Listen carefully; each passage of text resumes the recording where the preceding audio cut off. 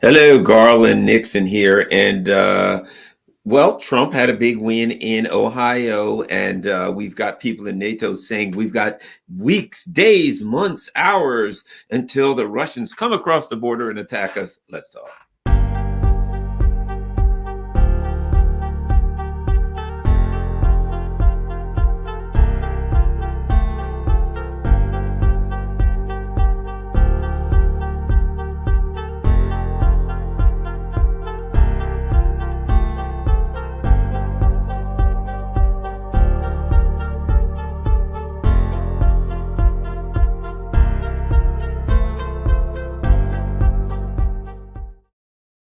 Hello, one and all, and plenty going on here. So let's get started. Certainly, we got the usual NATO hoax. The Russians are coming. The Russians are coming. Run for your lives. The Russians are coming. They'll be here any minute, right? Of course. But let's start. We'll start with Trump, and we'll move on this because I know the neocons are in total panic. Let's start with this. So Joe Biden's gotten bad news here the last couple days, and that is as if he really knows or cares. Either. I guess if he understood, he could care. But Joe Biden's Joe Biden. Okay, so he has now, I think, the lowest. He's got the lowest of approval ratings of his administration, and the lowest in the last 15 years. So Joe Biden is at 33% approval rating. He's at 58% disapproval rating, which means things ain't going good for the old home team of the Biden et al. Right? Biden and his mafia criminals. And let's just be honest. Though we're told by the Biden team, this great narrative, the economy is doing great. The economy is doing wonderful. Bidenomics is fantastic. Well, they seem to have dropped the Bidenomics term. They're not rolling with that anymore. And for some reason, they've stopped screaming about how wonderful the economy is because let's face it, everybody knows the economy ain't wonderful, right? And of course, we're $34 trillion in debt. We're up to our ears in debt. Other countries don't even want to buy our debt anymore. We got to print money. Literally, the U.S. is having so much trouble selling its own treasury bonds to finance its debt that the U.S. has to print money and buy its own treasury bonds. You know what that's like? That's like what some desperate Americans are doing. That is like taking your credit card to pay your mortgage, using a credit card to pay your bills. You know why? Because every bill you pay just digs you in deeper. You're paying your mortgage, which has there's a rate percentage on that, right? So you're paying on that. You're paying on the debt, but you got a credit card. And so when you pay that bill and you pay the interest on whatever you're paying with your credit card, you're using on something that will also give you tremendous amount of interest. And then, unfortunately, since you probably, if you're in that desperate a shape, you can barely pay the credit card, you're only going to pay the minimum amount for the credit card. And of course, that means at some point, complete and total collapse, doesn't it? How long can you do that? What do? Do you get a credit card to pay the credit card? And you get a credit card to pay the credit card to pay the credit card, right? That's like the old, kid song. There's a hole in the bottom of the sea. There's a log on a hole in the bottom of the sea. There's a bump on the log in the hole. And you keep going. There's a frog on the lump on the log on the bottom of the sea. And it's a kid song. You go on. And there's a hair on the frog. There's a wart on the frog. There's a hair. And you keep going. There's a hole in the bottom of the sea, right? It's kids. I don't know about you. We sang that when we were kids, right? And like elementary school and kindergarten and stuff. But that's what you're doing with your credit cards in America. That's what, unfortunately, a lot of people are doing. There's a hole in the bottom of their credit. There's a hole in the bottom of their bank account. How about that? And they are unable to pay. And so, but what they're told by Joe Biden is, don't worry. You only think you're struggling. You only think you're paying your credit cards with your credit cards with your credit cards. You only think that you're having you have no hope for the future, and your children have even less. It only feels like that. Because in Bidenomics, things are actually going really, really well. Well, right now, if you were to unzip your tent and unzip your tent. Yes, that's right, because you're homeless too. So Bottom of the line is they have, I'm not going to say come to their senses because they don't do that, but they're recognizing, uh-oh, what are we going to do? But they got a plan. They've got a plan. They're going to change the narrative, right? And part of the narrative is Trump's, can't win. He's got to lose. He's a criminal. He's a Putin loving this and that, blah, blah, blah. Let's see how that's doing. Let's see how that's doing. Let's start by going to Real Clear Politics. And let's see. What do we got here? Let's take a look at this article and see what it says. Wonder how Trump did. It's tough because, Trump can't possibly win. He has no chance. He has the Trump trounces everyone in Ohio. Now, you know what's funny about that?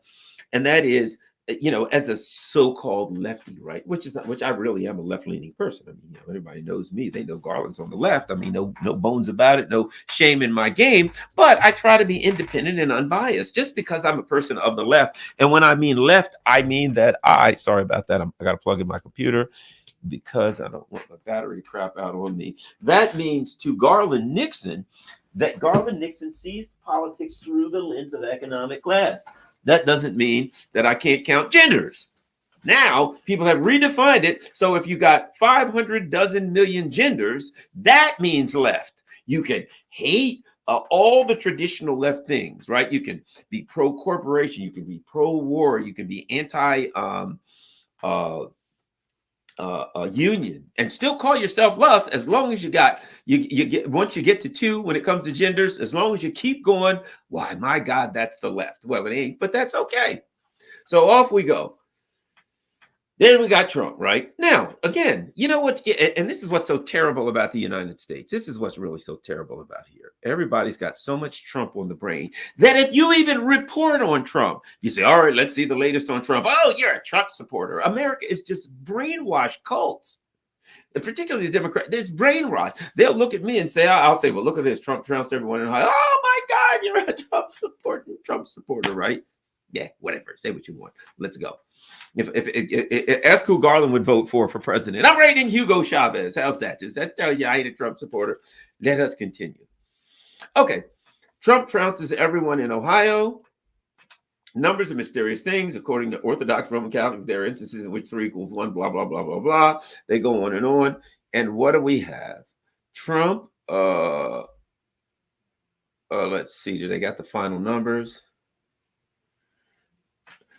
Bottom line is, they said apparently after 31 minutes into the election, 31 minutes after the election, Trump had, you could call it, right?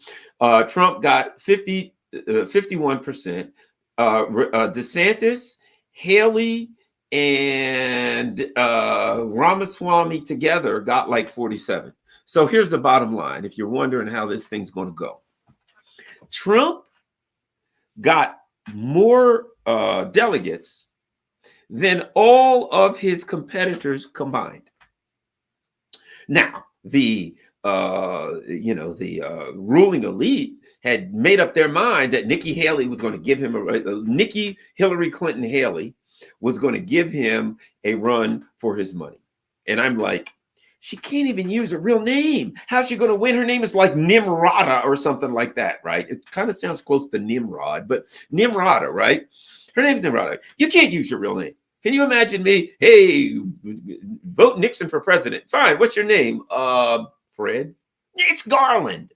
I got a weird name. I have a weird name. Garland's a weird name. I had an uncle named Garland. I'm not mad because my name is Garland, because Uncle Garland was a big, strong, good-looking guy, right? He was like 6'3", big, muscle, good-looking guy. He was a mail carrier, right?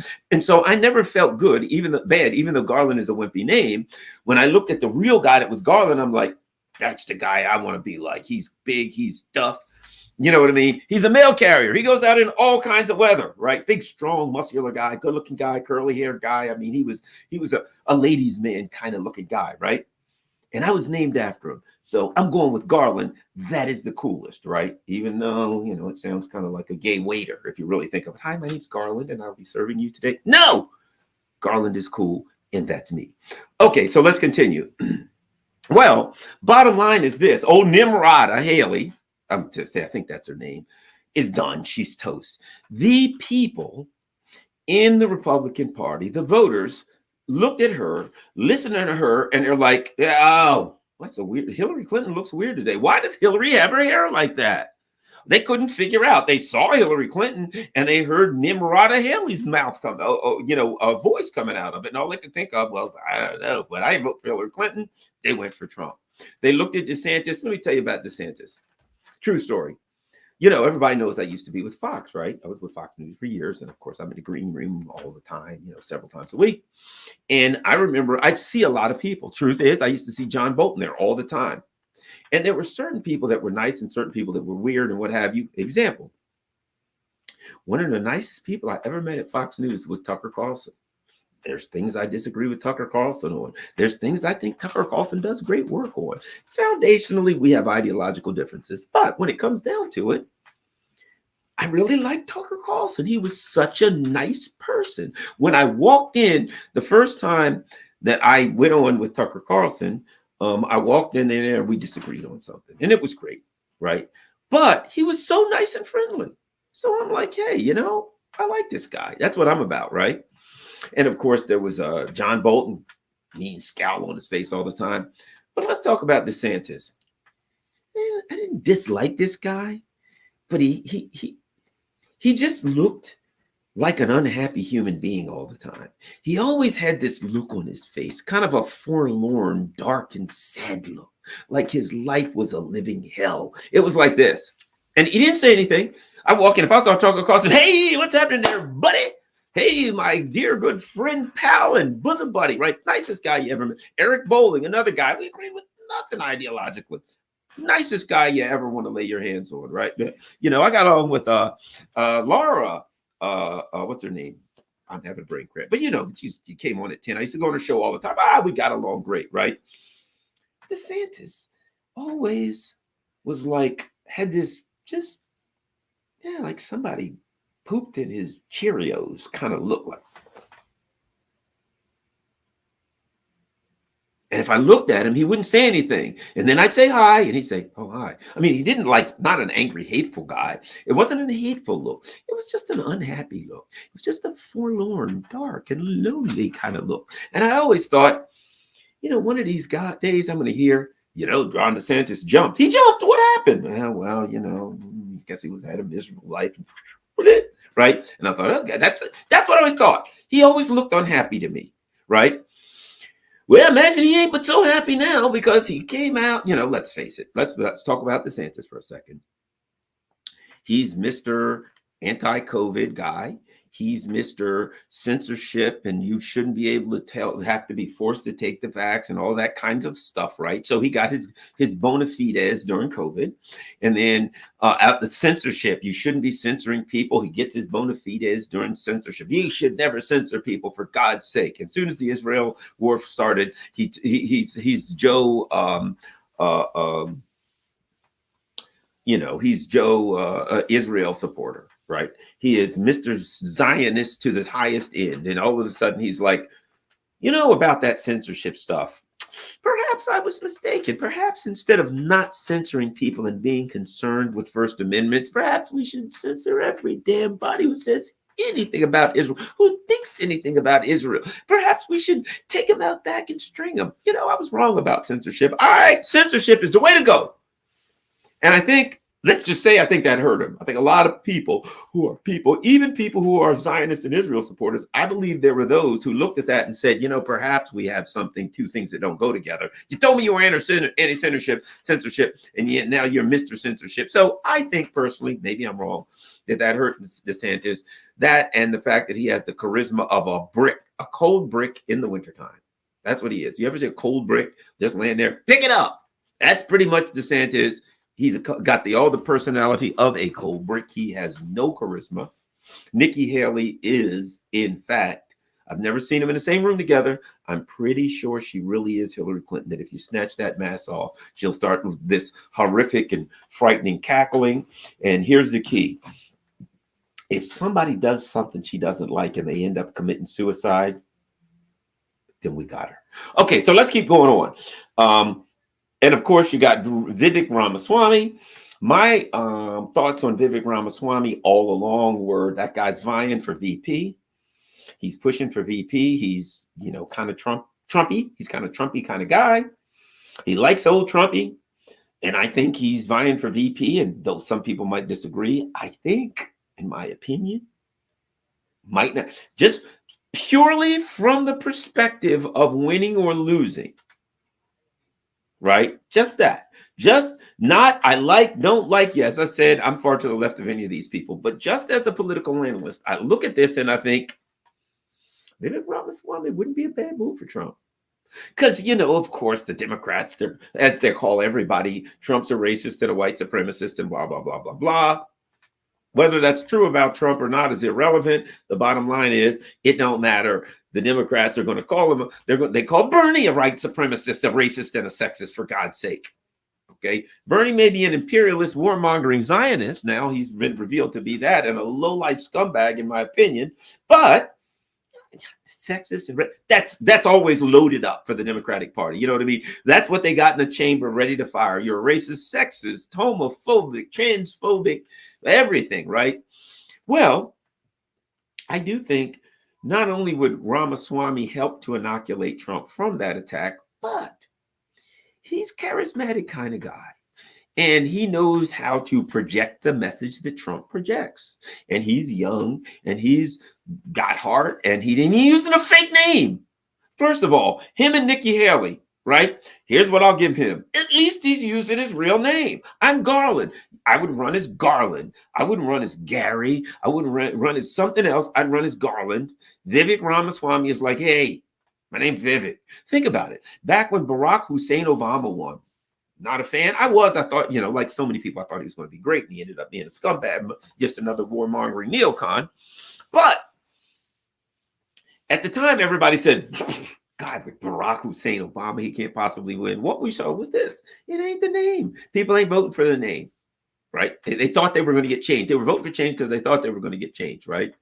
And no, they didn't get changed. But bottom line is, my point being, I don't care what your name is. As long as you use your real one, you probably got a good chance of winning, right? So, old Nimrata, she's at the door. She hates Trump. She's nothing but fighting for the big Zionist money. That's her game plan. Let's face it. She got out of South Carolina. She's been getting paid by the military-industrial complex. That's her game. So let's ignore old Nimrata. If that's her name, I don't even know what her name is. I think it's Nimrata or something like that. But who cares? It ain't Nikki. That's good enough. And Vivek Ramaswamy plays the Trump game pretty well. Wouldn't be a bad move if, strategically speaking, for Trump to pick him, right? That's what I have to say. And here's the bottom line. One thing is obvious now. After Trump got like 51, 52%, Haley and DeSantis together got like a little over 40%. Even if you add Vivek Ramaswamy, or somewhere around 40, the three up together didn't get what Trump got. So here's the deal. That ship's done sailed. I mean, let's face it, all of the hope that the neocons had, all of the hope that the anti-Trumpers had, that somehow Haley, whoever would beat Trump, you can cash that one in, buddy. This thing is over. It's over. It's done. Trump's going to win. He's going to not just, and it's not like Trump's going to win. You know what I mean? He's going to win like Michael Jordan won. You know what I mean? Like 6 championships in a row kind of win. You know what I mean? He doesn't just win. He obliterates his opponent. Mike Tyson, bam, first round, you're getting hit on the snoot and you're going to go flying out. And when you wake up in a couple of days, they'll tell you, yeah, you did pretty good for the first 30 seconds. It was a bit of a struggle after that. Really? Was it a struggle? Did I fight? Well, no, we meant picking your limp body up and getting it on the stretcher. That was the struggle. You were done after 30 seconds, right? So Trump is Mike Tyson and these dudes, man. He's just absolutely giving them the Bogart treatment, right? It's over. I'll put it like this. What was it, 30 minutes in when they could call it for Trump? That's what I would give this entire primary. The Republican primary, let's just say this lasted 30 minutes this year. Trump didn't even have to go to the debates. He didn't bother to go to debates. Why would he? He already knew that 30 minutes in, there would be no debate. So at this point, Vivek Ramaswamy jumped out and he says, I'm supporting Trump. Good move. And I think just a move from, as I said, from the perspective of strategy. If he wants to be the Trump vice president, good move for him to jump out and just support Trump. Haley's saying it's a two-person race. Isn't that kind of like me saying, between Bill Gates and I, we're worth $120 billion between the two of us. We average $60 billion each. Yeah, that's true, but I ain't really in that money race with Bill Gates, am I? So she lost 52 to 20%, and she says it's a two-person race.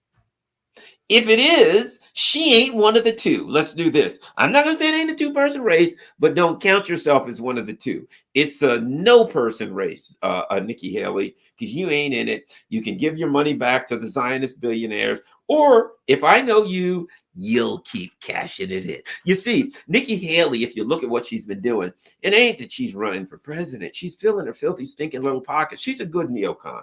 Real good neocon. So now it's like, hey, you're losing by 30 points and you're about to get blown out again. Hold on a minute. Yes, Zionist billionaire Joe. Yeah, you still going to keep cutting them checks? Yes, I am. I'm going to stick this thing out to the end. I think I got a chance to beat Trump. She's getting paid. Cha-ching. She's cashing her checks. That's what Nimrod is doing. Forget her. So bottom line is this. The question becomes, now, so let's put two things together. Joe Biden has a 33% approval rating, a 58% disapproval rating. I think that's upside down. Shouldn't it be the other way around? Donald Trump just won the Republican primary in roughly 30 minutes. That's a record. 30 minutes. What are they going to go to New Hampshire? They're like, oh, she's going to really have a chance in New Hampshire. She don't have a chance in New Hampshire. She don't have a chance in New York. My understanding is that the Democrats actually, their plan was to have a bunch of people, Democrats, register as Republicans and try to, take Trump out. The weather was bad. And also when I saw the weather, here's what I knew. The Trump lovers would crawl. I don't care how cold it was. I don't care if there was broken glass from their home all the way to the place where they had to do the caucus. They'd have crawled. In bloody hands and knees because they believe in Trump and they're going to vote for their guy, and the weather just benefits Trump. Now they're going to New Hampshire. I don't imagine it's going to be real warm there this time of year. And whatever the case, they're going through the motions at this point. Anyone who understands politics understands that this is over. And might I add something interesting? Biden's at 33%, but he didn't know it. Trump's at 50% or whatever. He's going to blow this thing out. So, there becomes a question. And the question is, we already got one answer. Trump's going to win with ease, and Biden's got one foot in the grave and the other on the banana peel, right? And the neocons have tried all machinations, right? Where do you go from here if you're a neocon and you're panicked?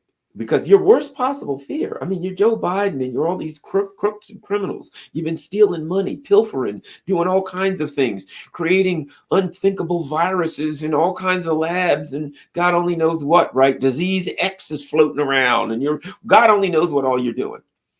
And you're afraid that Trump, a vengeful and angry Trump, right? Hell hath no fury like a Donald Trump scorned. You're afraid that he might come in and start turning over rocks and looking around and saying, holy moly, there's an illegal virus under there, right? You're afraid that people might start talking.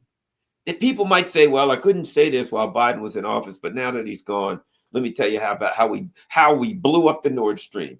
I didn't really want to do it, but they made me do it. What happens if Trump comes in and has his people and they start doing investigations and calling people in? And what happens if the Republicans win both houses and blah, blah, blah? Let's face it. If you run Biden at this point, if there was 3 houses, the Republicans would win 4. Doesn't matter. So they're scared to death. The question is, how far will the neocons go? What will they do? They know for a fact that they're done, but they can't afford to be done. Their hands are so filthy, they can't afford to lose. But it's kind of blatantly obvious at this point, they ain't going to win, which means you're going to lose. Which let me add this. Let me add this. And I'll get away from Trump and off we'll go to Ukraine. Metaphorically speaking, we are not going to Ukraine tonight. I can't afford to take all you guys to Ukraine. And plus, I don't want to end up hugging an Iskander missile, which could happen.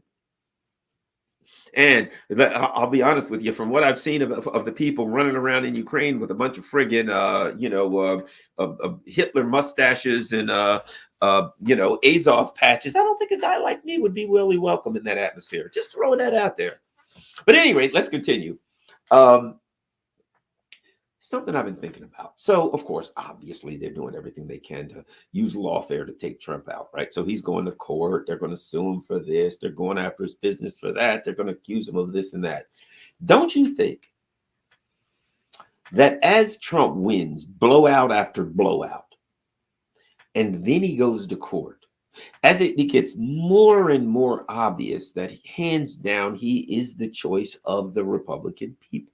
Right? The Republican Party, the Republican constituents, right? So it's like, what happened? Trump just won his fourth blowout primary in a row, 50 million votes, and nobody else got one. Don't you think at some point, when he goes to court the next day, it's like, what happens? Hey, Trump can't be in Montana today because he's in court being charged with mopery on the high seas by some Democrat from Schenectady or something, right? Who ran and promised that he would charge Trump with anything he could if he got elected. He got elected, and the only thing that he could really find was mopery on the high seas, right? So they're going after Trump for mopery on the high seas. And after he wins his fourth blowout in a row, where's Trump? Today, he's reporting to court for mopery on the high seas. Don't you think it'll get more obvious what they're doing? You're doing. Just to think people will start, even people who didn't want to admit it will start saying, maybe these things are connected, huh? Trump is winning in a blowout, and all the people that are charging him happen to be Democrats. I wonder if there's a connection. Everybody that charges Trump, and some of them literally ran on a platform of charging Trump with anything they could find. And the Democrats spent the 4 straight years when Trump was there saying the 2016 election was illegitimate, the Russians stole it, the Russians cheated, and every bit of that fell apart. And now they're saying Trump should go to jail for saying that the 2020 election was not a valid election after they spent 4 years prior to that saying that the 2016 election was not valid. So they can say the 2016 election was not valid. And if Trump says the 2020 election was not valid, he should go to jail for trying to overthrow the election process. And my God, he's being prosecuted today after winning his 12th primary in a row. I think as he continues to win and it gets more and more obvious that he's going to win in a blowout and that he always was going to win in a blowout, it'll also get more and more obvious that they're trying to take him out because he's going to win in a blowout and he always was going to win in a blowout, and they knew it, and that was a machination to usurp democracy. That's what I think. Let's keep an eye on that and see how it works out. Now, let us continue. What's happening in Eastern Europe, all over Europe? Well, what has happened is this. The Ukrainians, having followed the instructions of Biden and Newland and Blinken and Sullivan, you know what? I could stop right there. If I just said anybody, followed the instructions of Biden and Newland and Blinken and Sullivan, you will know that their life met calamity. You will know that they slammed their damn head into the side of a brick wall at some point. If you listen to those knuckle-dragging Nazis, things ain't gonna work out. I'm just saying, things ain't gonna work out well for you. So the Ukrainians were bamboozled into thinking that these neocons were on their side, and they were thrown into a pit of bears. in a nutshell. Hey, trust me, Russia may be 28 times bigger than you and have multiple times the amount of people that you have, and they may have a giant air force, and you pretty much got none. And pretty much when it comes to wars, they knocked the hell out of Napoleon and Hitler and all that kind of stuff. But you know, I think you can take them, guys. Yeah, well, they can't take them. Let's just go here. They can't take them. And now the Biden administration is doing exactly what they do. When they sponsor some poor schlumps to run out in the battlefield and get mowed down like cannon fodder, at some point the thing goes bad with neocons. At some point things go bad. And when it does, I've said this before, they exercise what I call the Samsonite option. They pack their bags, they get the hell out of town, and they leave your ass to die. And that's what's going on with Ukraine. So that's where we are. And might I add, I don't think things are going so well for the Europeans right now. Their economy's gone to hell. The U.S. is stealing all of their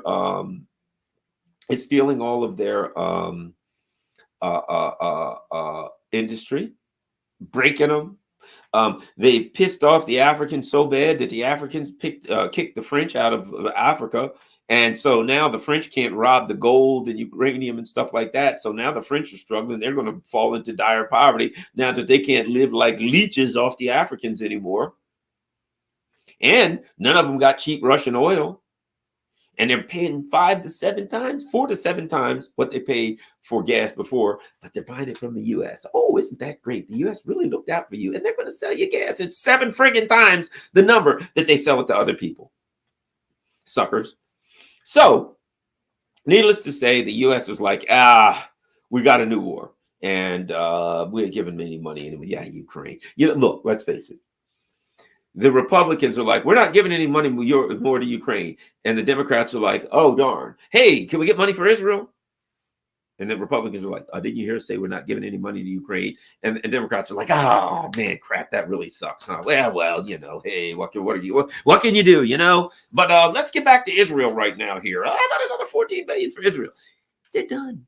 The Democrats, you notice, they ain't fighting the Republicans. The Republicans are like, yeah, we'll give you some money for Ukraine. All you got to do is give us what we want for the border. And Democrats are like, so let me get this straight. If we make a deal with you on the border and give you what you want, money, things like that, then you will give us the money to continue the Ukraine conflict.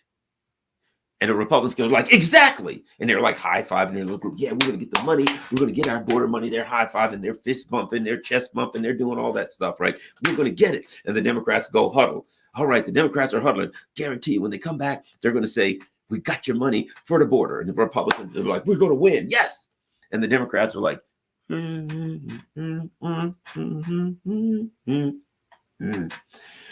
yeah, never mind. Screw the border or the Ukraine and all of that kind of crap. See ya. We're going to go get some lunch. Toodles. And off they go. They don't want to give any more money to Ukraine. They're done with Ukraine. They're finished with it. They used it up like a piece of toilet paper. They pooped on it, and now it's time to flush it. That's what Ukraine gets. Idiots like Zelensky are running around. These Ukrainian oligarchs are running around. Yeah, we stole some money, didn't we? And there's more coming. And Zelensky's like, yeah, bad news. There ain't no more coming. And really the neocons, you know what they're like. They're going to be like, hey, you guys better do a deal with Putin or something like that. I don't know, whatever. But we got to go back over here and deal with this Israel thing. But whatever you want to do a deal with Putin or don't. Who gives a damn? Ukrainians are like, but we'll all be killed while we're on the front line. They're like, something. Give me a call. Let me know how that works out for you. I'm out. They're done. They're finished with Ukraine. So what you have, let's look and see. So meanwhile, Build, apparently, in their wisdom, said, here we go. NATO has 5 years to prepare with Russia, right? So apparently, the German media last week claimed that Berlin was bracing for hostilities with Russia. They could arise as early as the summer of 2025. They said. So they go on and they're like, hey, we got to do something. because Putin's going to attack us, right? U.S. President Joe Biden claimed that Moscow could attack a NATO nation after defeating Ukraine. Oh, wait a minute. I thought there was no chance they were going to defeat Ukraine. So they got to worry about that, huh? Hey, if they defeat Ukraine, which there's no possibility they will, then maybe they'll attack somebody else. Well, good news. Okay, so there we go. So they said, so he said, look, they're going to attack, so we got to have 110 billion, right? Well, okay. You and I know they ain't attacking a Ukrainian nation. So what happens next? Of course. Hey, what are we going to do? We can't get the money. So the NATO countries then figure, my God, we're in a world of trouble. We'll have to scare our people. That's all it is. We will have to scare our people. So now they go to their people. Russia's going to attack us any day, any month, any hour, any minute. Here they come. So therefore, even though you're hungry, you're cold, your life is a living hell, you're broke, your industry, stop me when it gets bad. Your industry's out the window. Your girlfriend left you. Your kids hate your freaking guts, and there's nothing good on TV. But we got to take all your money, what little few stinking scrimp of a little pennies that you got left, Germany, France, Italy. I know it ain't much. You got a few pennies left. You got a little bit of lint in your pocket. We're going to take that and give it to Ukraine. That's all it is. You have to be afraid, man. You got to be scared. You got to be horrified. Why? Because how else are we going to convince you to give your last stinking dime to these friggin' Nazis? I mean, these good guys over here that are fighting to protect us all. Why, these gentlemen and scholars? But how else are we going to convince you to do that, right? So NATO's got to prepare because here comes Russia. Let's look at some of the preparations. Let's look at how prepared they are. They're ready to take on the old Ruskies, are they? Let's take a look. Ooh, Germany puts its troops in the line of fire. Putin attacks NATO. Berlin is moving with unaccustomed speed to station a new armored tank brigade in Lithuanian area. Strategists see it being, well, that's, man, okay. All righty. They're putting their money where their mouth is. They, look, Germany's like, man, if you think the Russians are coming through the Saviki Gap and get us, we got a tank brigade there, bruh. We got them. They're done. They're okay. So let's take a peep at this and see what it says. Uh-oh, I lost it. All right. No worries. No worries. Russia's invasion of Ukraine is prompting Germany to do something unprecedented, to permanently base thousands of troops 100 kilometers from the border with Russia and right in the line of fire if the Kremlin ever launches. Okay, right? So they're saying 4,800 German troops and 200 civilians. With this war-ready brigade, we're assuming a leadership responsibility here in the alliance on NATO's eastern flank. The story says, wow, a war-ready brigade. Tanks, a tank brigade of 4,800 people. Yeah, I don't really scare the Russians. They only got like 800,000 people right there on the border. 4,800 people in a tank brigade will surely get them, right? In a sign of the escalating demands on the Bundeswehr, one of the units making up the new brigade is Panzer Battalion 203 from Augensdorf in North Rhine-Westphalia. But that armored unit has handed all of its Leopard 2 tanks to Ukraine and is waiting for newly built replacements. The story said that the order for replacement tanks for the 203rd is in, and once built, damn it, they'll be shipped to Lithuania. But without an adequate long-term funding plan and without their main Leopard 2 combat systems, the Lithuanian brigade won't even be ready for defense, warned Robert Kaiswetter, a politician for the opposite Christian. Okay. So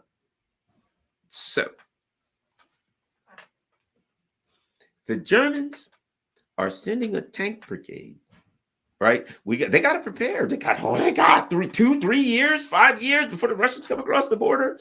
They're sending a tank brigade to Lithuanian border, 4,800 people to protect from the Russians, who are like getting 30,000 new people a month join.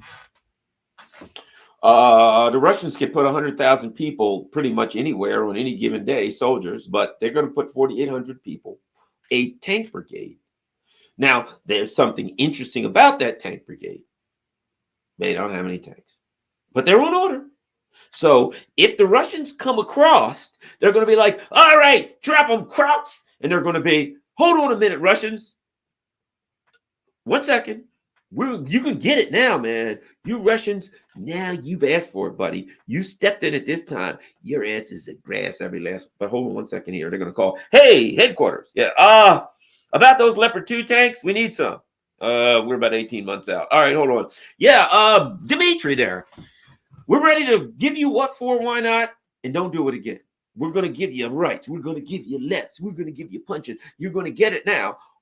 Although, if we could just work out a slight delay of about 18 months, give or take a month or two, because when we get them in, we don't have ammunition. We got to practice on them. They got to work out the kinks. If you could give us an 18 months, this 4,800 man tank brigade, forgive me if I misgendered some of the Germans, because all of them might not want to be called men. You know how Germany is now these days. I don't know that gender stuff. I don't understand it. I'm kind of old, but that's NATO for you. They don't have any tanks. And so the 4,800 man person, multi-gendered tank brigade that has gone to stop the Russians dead in their tracks is going to have to wait for tanks. And then they will face probably 150,000 Russians. But no doubt, if they ever get their mitts on those tanks, those Russians are done. Finished. I mean, look how well the Leopard 2s are performing in Ukraine right now. It's not like they're just being blown to smithereens by Russian Cornet missiles. Yes, that's right. The NATO has got it going, man. It's like, look, here's what we're going to do. Here's one. Let's see. How about we look at this? They're ready to take on the Ruskies, brother. And the Ruskies are going to get what they asked for. How about we go here? Can Europe arm Ukraine, or even itself? More weapons production is a hedge against a Trump presidency. Don't you just love that? Everything is Trump, right? Wars of attrition, blah, blah, blah. Listen to this. Russia's economy is nearly 14 times the size of Ukraine's. Okay, I'm thinking that might be an advantage. If I saw that, I'd say, somebody get me a white flag. But no. What they say is, but the combined resources of Ukraine's allies are so much greater that it should be able to win. Yet as the conflict enters its third year, it is Russia's defense industry that is slowly turning the war in its favor. Right? Nothing shows the problem more starkly than artillery shells. So on and on they go, right? Here's the bottom line. So even they're saying the U.S. and all of its vassals, there ain't allies, vassals, all put together, cannot provide Ukraine with enough artillery shells to go toe-to-toe with Russia or much of anything else. So now, are we to believe that NATO, that an organization that sends a tank brigade to the Russian border with no tanks and no idea when they're going to get the tanks, and the tanks that they're going to get, Leopard 2s, haven't fared so well. Okay? So those Keystone cops, those idiots, now we're to believe that they're going to they're going to defeat the Russians, that they're going to be prepared in 2 months or 2 years or 20 years. Have you been paying attention to the British military? They got nothing. Their ships aren't working. Literally, they had, this is a true story. I don't know if you saw this. I saw this a while back. Maybe I'll see if I can find it. The friggin' British nuclear sub, I think it was tape. Let me find it. Oh, here, you're going to love this. These are the people that are going up against, you're going to love this. These are the people that are going to take out the Ruskies, okay? They're going to smash the Ruskies to death. The Ruskies have no chance against them. A nuclear submarine, a UK nuclear submarine, had its broken bolts fixed with super glue.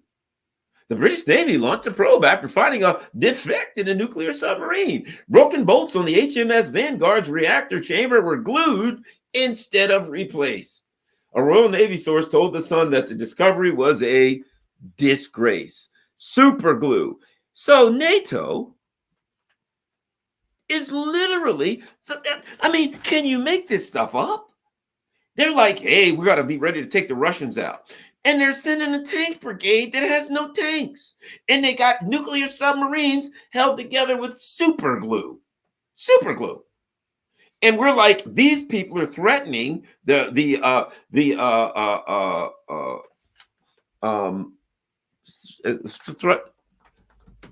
Let me see. They're threatening Russia. Let me see if I can find another. So apparently, let's see. I don't see it. Apparently, the Brits are now saying a couple of things have happened. The Ukrainians have signed a defense pact with with Brits, saying that if England is attacked by Russia, so Russia's just going to be like, I guess they're going to go around the rest of Europe, overfly Europe. I don't know. They're going to just, hey, what are you going to do? Let's go all over the place here until we get to Europe. And then we'll just Britain and attack them. And Ukraine has signed a defense pact that says they'll help defend England. That if England is attacked by Russia, well, come on now. England, they've got a nuclear submarine that's been held together by super glue. Surely they'll be able to fend off an attack by the Russians. And if not, it's not like Ukraine's not begging for money because they're broken out of artillery shells. I tell you what, the Ukrainians will go to England with empty artillery and say, hey, guys, we're here. And you know what? If we just had some artillery shells, we'd fire them at the Russians for you. But we don't. So here, you might as well just take these things. Here, you want our artillery pieces, you can take them all because we got no shells. And they get their shells from England. So England would be like, yeah, we got none to give you or to fire at anybody. Anybody got a white flag? This thing is a joke. It is a joke. And now the neocons are panicking. The ones in Europe, now, not the ones here. The ones here are like, yeah, we're done with that. Off we go to our next war, right? But the neocons in Europe understand that the people of Europe are going to at some point say, I'm just wondering something. I'm hungry. I'm impoverished. My job is gone. My life is a bloody living hell. What am I doing? And I was told we have to do that to defeat the Russians. But the Russians are winning, or in some case, but the Russians just won. And they're going to look at their leaders and say, but you told us that now they will. And right now there's panic because that could cause people to maybe do something that they'd be sorry for later or wouldn't be sorry for later, right? At some point, if you're a German and you're looking at Olaf Scholz, everything's been blown up, your pipelines are blown up, it's cold, you're hungry, your future is done. Maybe perhaps you might take action against Olaf Scholz in a way that the rest of the world may not want to see, right? So if I'm a neocon, I'm thinking I'm not going to get mad at the neocons in Europe, because if I'm a neocon in Europe right now, knowing that I just wiped out the economy of 500 million people, right? Knowing that there's no hope or prayer, knowing that no matter how much I say it, the Russians don't want to fight us. They want to sell us stuff. Let's be honest. The Russians don't want to fight Europe. They want to sell Europe commodities. They want to sell everybody commodities. But you have listened to your masters in Washington, D.C. and talked your entire region into impoverishment. You better be concerned, because I'm going to tell you at some point the people in Europe might just decide that, they got no hope, you get a rope. That could happen. And so now they're panicking, and the best they can do is say the Russians are going to attack us. But if you really think about that, how long can that last? Even if they're able to frighten the people, hey, the Russians are going to attack us. So what do we need to do? We need to give more money to Ukraine. Oh, okay, go ahead. And let's say they say we got Thank God. We got $50 billion together. Here, Ukraine, take the $50 billion. You know what they're going to do. There'll be a bunch of oligarchs sitting around a table in Kiev. $1 million for you, $1 million for you, $1 million for you, $1 million for me. $2 million for you, $2 million for you, $2 million for you, $3 million for me. 3 million for you, 3 million for me, 3 million for you, 3 million. That's what they're going to do. $1 million for you. They're going to take that money and spread it out. That's all loot, man. They're going to spread out the loot. Why? Why shouldn't they? It ain't like they can buy artillery shells. Money does not magically transform into artillery shells.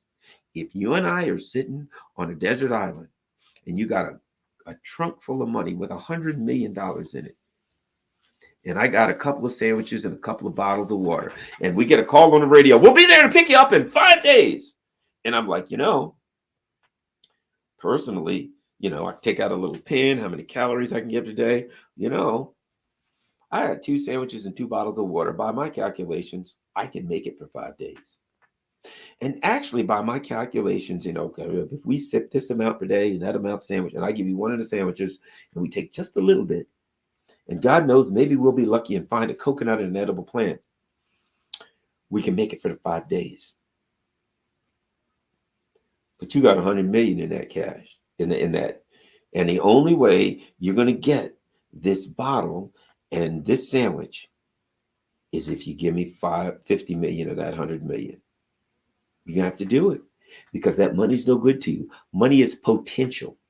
That's all it is. It is potential. Money is worthless until you got that sandwich and that bottle of water. And then you can live 5 days. And the guy would say, or we can do this the other way. You don't give me the 50 million for my bottle of water and my sandwich. And 3 to 4 days from now, when you die, I'll drag your body out and the sharks will eat you.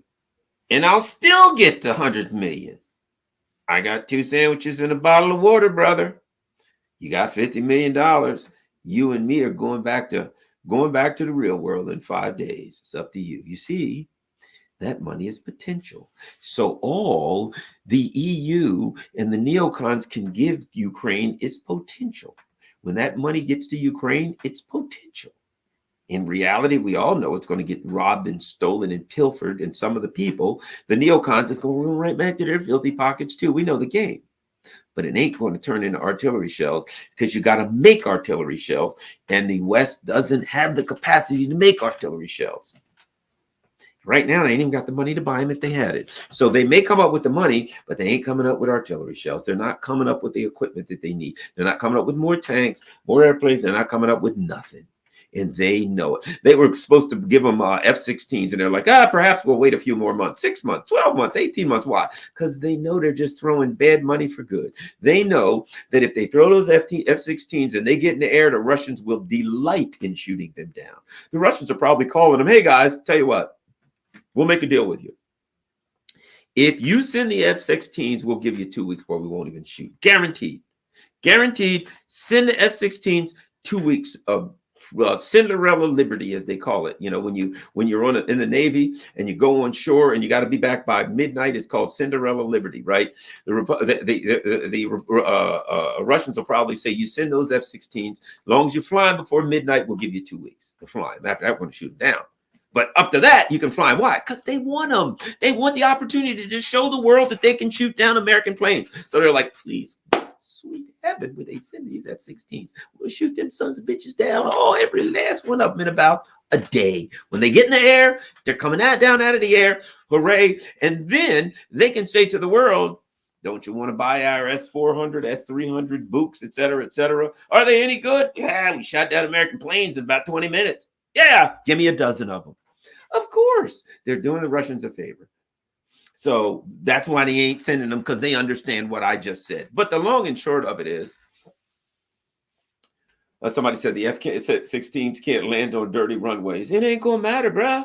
If they get in the air, they ain't going to be landing in the conventional manner, right? They'll land, but it won't be on a runway. It will be in a pile of, it will be in a horrific explosion on the side of a mountain somewhere in eastern Ukraine. Things ain't going to work. They will land in a wheat field, nose down, in a loud clap of thunder that sounds like an explosion. Gas tanks, missiles, everything blown. So they ain't got. The good news is they don't have to clean up their runways. All they got to do is get them off the ground one time. The Russians are going to handle. Trust me, the Russians will handle getting them back on the ground. All they got to do is get them. They have to go through all that cleaning up runways. Why bother? They ain't going to be used for. They'll be used for leaving. They won't be used for they won't be used for what's the word, access and egress. They'll be used for, in law they'll say access and egress, right? They'll be used for egress. They'll be used to leave. It's the opposite of a roach motel, right? Roaches, what was that old advertisement? It used to say roach motel. Roaches come in, but they never leave. Yeah, well, it'll be the opposite for F-16s. They leave, but they never come back in. So that ain't an issue. But bottom line, it ain't going to be an issue. I know it, you know it, and so does the West. And they ain't sending F-16s just to get blown to hell. I don't know. Maybe they got a couple extra ones they don't need. But again, it makes the point that the Russians are going to shoot your crap down. So why do you want to do it? At any rate, they are in a pickle. And the pickle was created. The pickle jar was made by the U.S. Empire. And now you've got the neocons in Europe trying to figure out what to do. You know, and I always go back when I see this kind of a jam, when I see this kind of a catch-22 situation, right? I always go back to The Last Starfighter. That scene, I'll never forget it. There's a Death Star. And they've been battling and they've been hit and all this stuff. And the helmsman says, Captain, the helm's not responding. The engines are down and we're caught in the planet's gravitational pull. What do we do?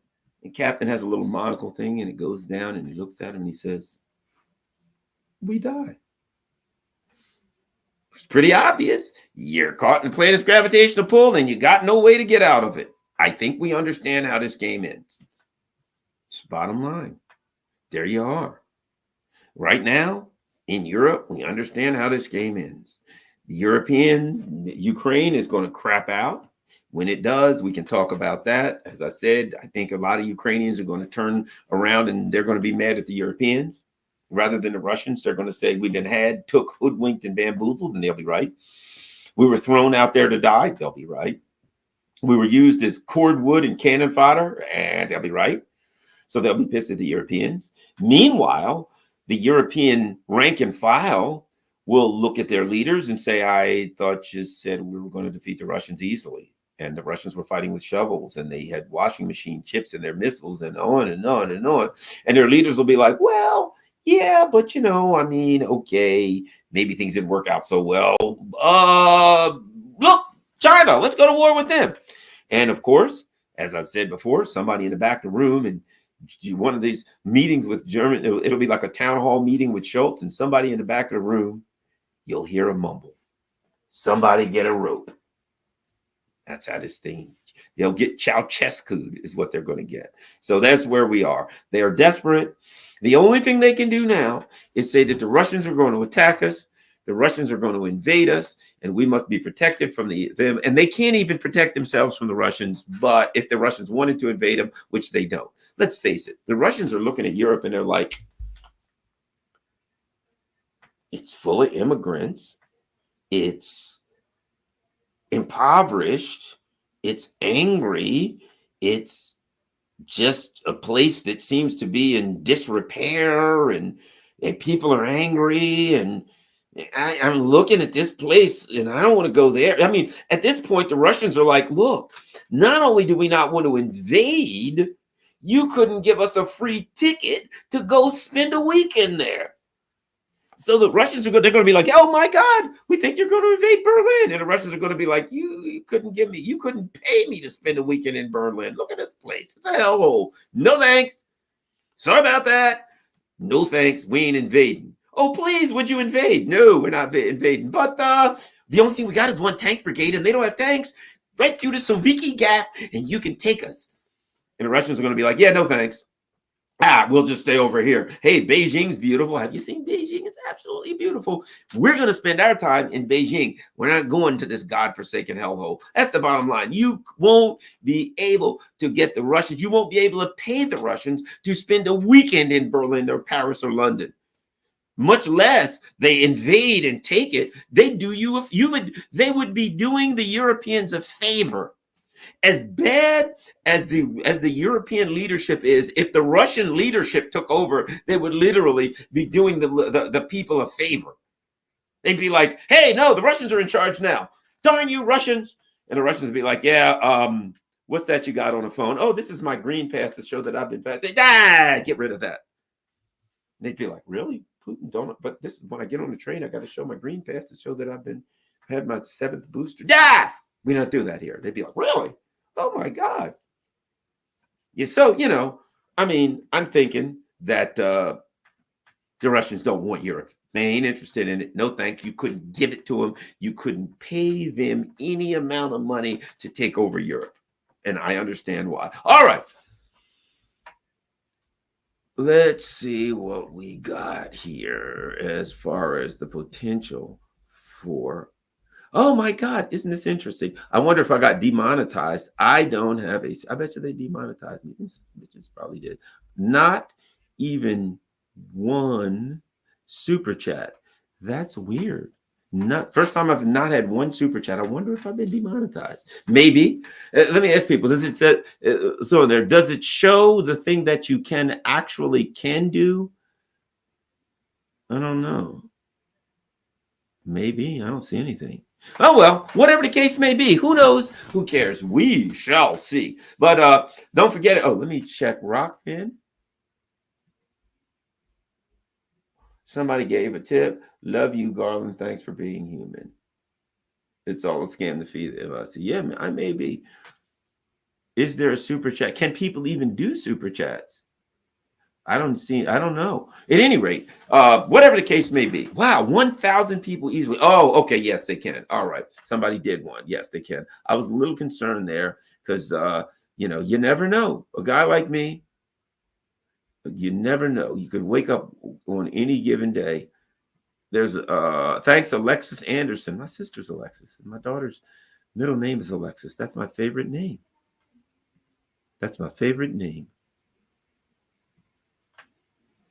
Google user. Thanks a lot. Thanks, everybody. Appreciate it. Vita in DC. Oh, somebody close by. Hi, Vita. That's Vita in DC. How cool is that? Thanks a lot, everybody. Ooh, and that's in Russian. I can't keep up with that stuff. At any rate, thanks a lot, you all.